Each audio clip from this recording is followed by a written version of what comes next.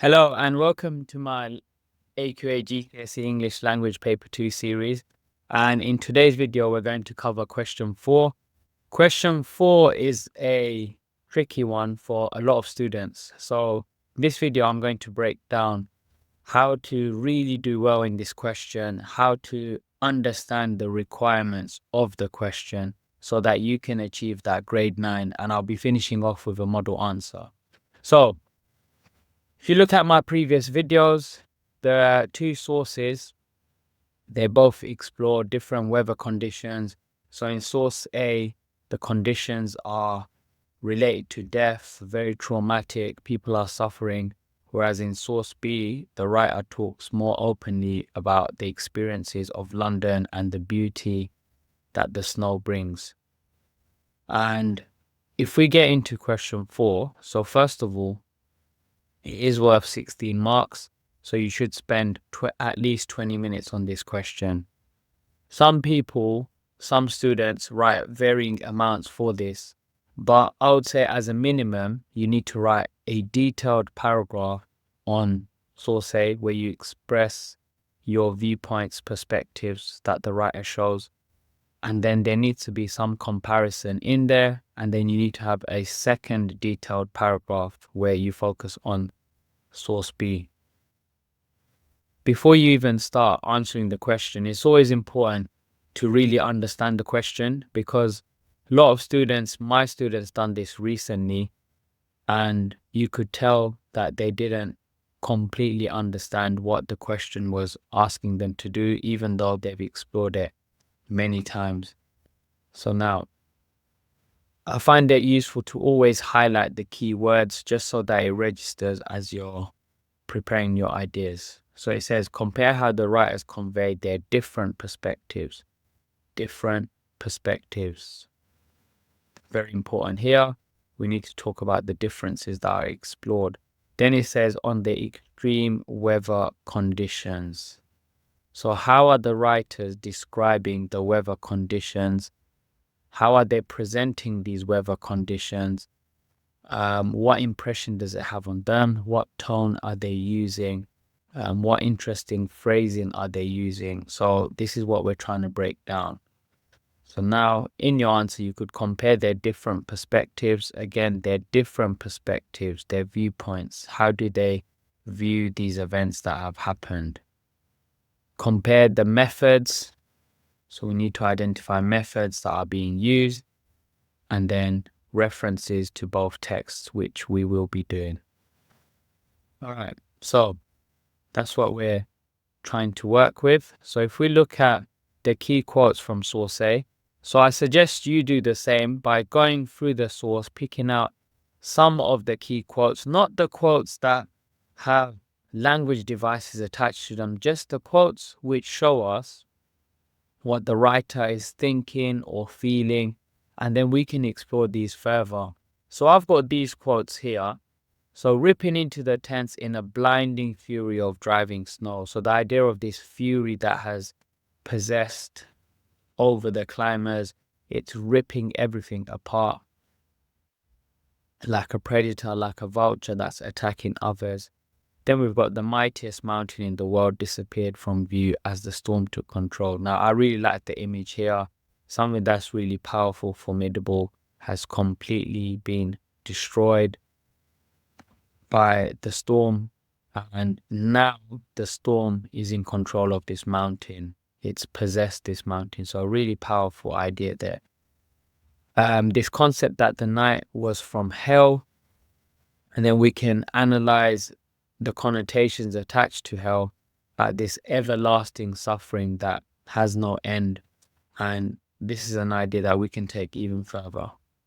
And then the key difference that will definitely need to be emphasized is this idea of death and fatalities. So it says the total of 8 fatalities made this the greatest loss of life in any 24-hour period on the peak. So it's this idea of tragedy, trauma, and it shows the really powerful conditions of this storm that has taken everyone apart. So again, this tone of feeling defeated, maybe even regret, in terms of going on this journey. So this is all found in source A. So let's contrast this to source B. So we see straight away it's calm and very cold, and this idea of beauty, that's a good point to start with. So this shows how the writer feels right at the beginning, but then they show a changing viewpoint, a shifting viewpoint as we approach the end. So it's always important to clarify for yourselves, what is the writer's viewpoint? Does it remain the same? Do their feelings remain the same as they're writing? Do they change? When they do change, you need to express why they change and how they change. Okay, and then here in the second quote, we've got this idea of the loveliness of the utter purity. So again, really powerful adjectives describing this sense of beauty.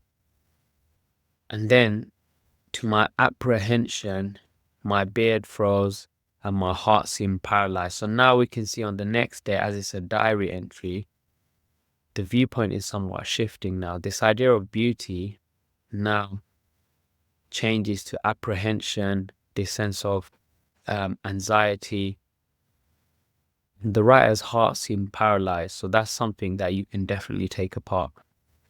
And then what's interesting is, as Mumby reaches the end of the extract that we're given, he starts focusing in on children who are experiencing poverty. So there's a girl who he experiences and encounters struggling with a lot of poverty, and then felt as cold as a frog. He said, begged of me, a ragged tall girl. So the fact that he mentions this shows that despite the beauty all around him, he's not in a complete state of contentment. There's still a sense where he understands the reality of how this snow impacts the lives of others. Those who don't have a home, or those who are vulnerable, are suffering because of it. So there's various viewpoints that you can explore further. All right, so we've got the ideas now. We're very clearly focused on the writer's attitudes and perspectives. So what I've done is I've put it into an answer. And just to give you an oversight, so I've tried to use the quotes from the ones that I picked out on the previous slides. What I've done is, in source A, in the first paragraph, I focus on source A, and I link it slightly to source B, which I think is a good thing to do as you're constantly comparing. However, I could have just focused on source A here, focused on source B there, and then had a final paragraph to wrap up my points. But it depends on your time management. But as long as, from the papers that I've marked, as long as you give an overview of both sources and you've compared their viewpoints, you've analyzed their viewpoints, it doesn't matter what the length of your answer is, but it just needs to be 2 really detailed paragraphs as a minimum, and comparison taking place, because you need to express your comparative views as well. So let's go through this model answer. And this is a grade 9 model answer without a doubt. Source A vividly portrays the author's harrowing experience of a storm as one that left him with trauma and suffering. So straight away I go right into the viewpoint.